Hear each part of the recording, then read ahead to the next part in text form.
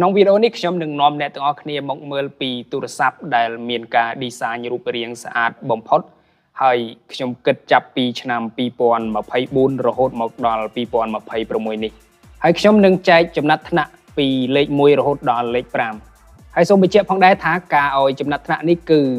ជាការយល់ឃើញជាគំនិតរបស់ខ្ញុំផ្ទាល់ដែលខ្ញុំយល់ឃើញថាទូរស័ព្ទ model ណាដែលមានការ design ស្អាតជាងគេហើយខ្ញុំជឿថាប្រកាសជាមានអ្នកមើលមួយចំនួនគាត់អាចនឹងយល់ស្របតាមខ្ញុំ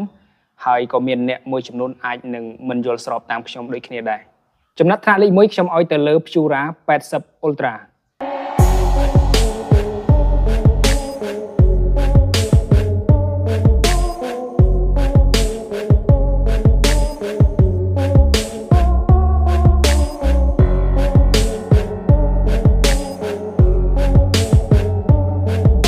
ខ្ញុំពិតជាស្រឡាញ់ការ design នៅលើ Pura 80 Ultra មែនទែន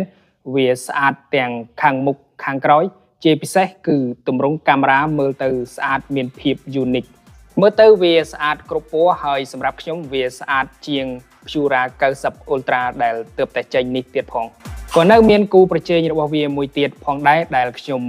ឃើញថាការ design រូបរាងរបស់វាគឺពិតជាស្អាតហើយបើឲ្យខ្ញុំជ្រើសរើសរវាង Pura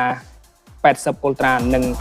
មួយ model ទៀតនោះគឺខ្ញុំពិតជាពិបាកនៅក្នុងការសម្រេចចិត្តដូច្នេះខ្ញុំឲ្យចំណាត់ថ្នាក់របស់វាគឺលេខ1ដូចគ្នា model នោះគឺបានទៅលើ Galaxy S24 Ultra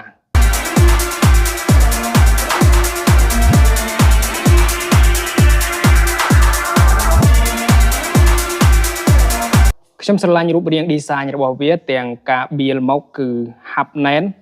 វា premium ជាមួយនឹងទូខ្លួន Titanium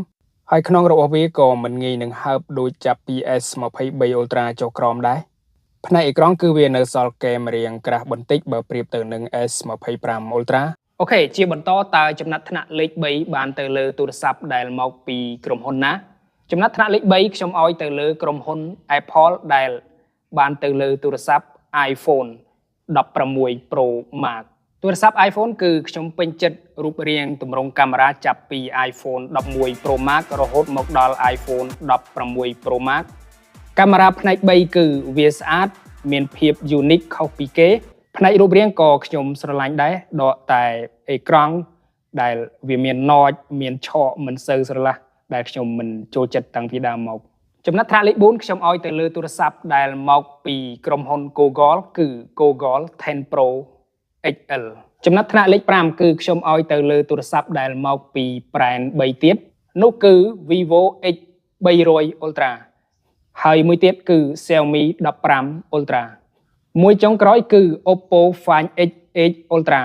ហើយខ្ញុំមិនឲ្យទៅលើ Oppo Find X9 Ultra ទេដោយសារតែខ្ញុំមិនសូវជាស្រឡាញ់ការ design របស់វាទូរស័ព្ទទាំង3 model នេះគឺរូបរាង design របស់វាស្អាតប្រហាក់ប្រហែលគ្នាទាំងអេក្រង់ទម្រង់កាមេរ៉ារាងជារង្វង់ស្រដៀងគ្នាអូខេសរុបមកការឲ្យចំណាត់ថ្នាក់នេះគឺគ្រាន់តែជាគំនិតការយល់ឃើញរបស់ខ្ញុំទេអ្នកទាំងអស់គ្នាអាចសរសេរ comment នៅខាងក្រោមថាតើទូរស័ព្ទណាដែលអ្នកទាំងអស់គ្នាយល់ថាមានការ design រូបរាងស្អាតជាងគេអរគុណហើយយើងជួបគ្នានៅវីដេអូបន្ត